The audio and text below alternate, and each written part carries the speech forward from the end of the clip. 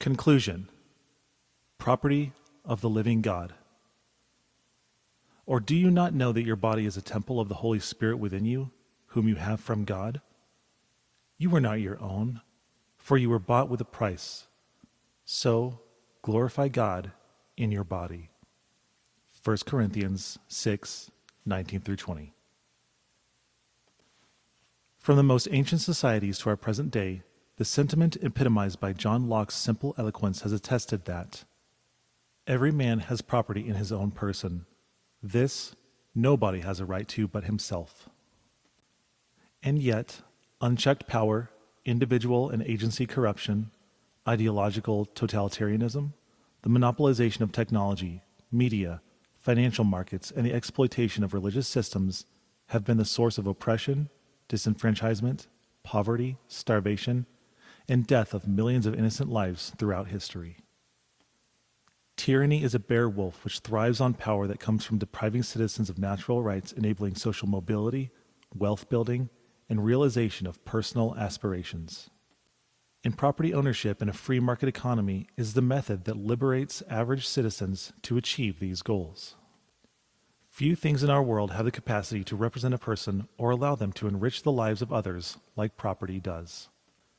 Private property is an extension, a representation, and a manifestation of one's values and abilities.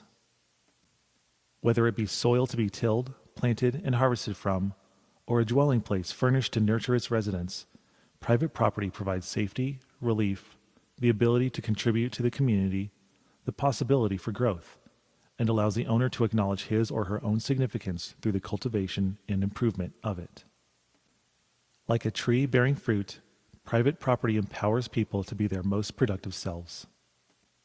Without it, mankind would be fated to languish in the menacing weeds of feudal communism or the merciless thorns of fascism. Individuals would be reduced to peasants and slaves of those who would exalt themselves above the lean and squalid conditions they created.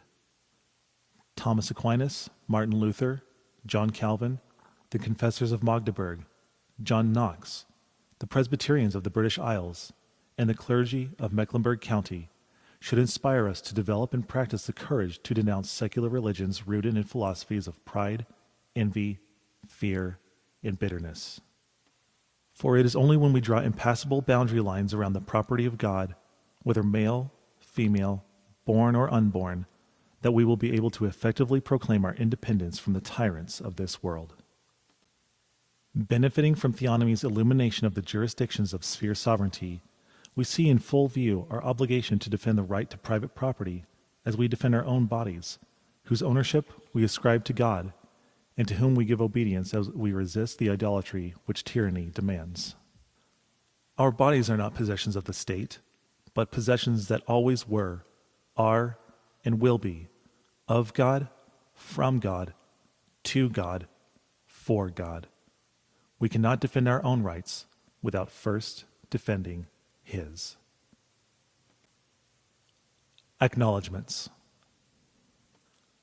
I would like to extend my sincere gratitude to those brave and undeterred men who have been such powerful influences on my journey to make this book a reality. Men of courage and action who fearlessly challenge tyrants are hard to find in our generation, but these men continue to stand out as those diamonds in the rough. While I may not have cited them in the text, they have all equipped me with the knowledge, courage, and encouragement to confront tyranny in my own life, for which I am forever in their debt.